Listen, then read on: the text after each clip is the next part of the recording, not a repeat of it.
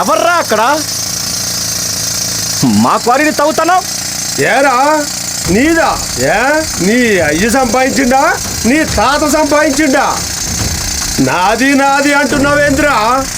అసలే ఇక్కడ గజ్జల జంగన్న. మా అయ్యగారికి తెలిసిందా నీ గుండెల్లో ఈ కుడుపు గుచ్చుకుంటుందిరా. సరే, అది చూద్దాం. మీరే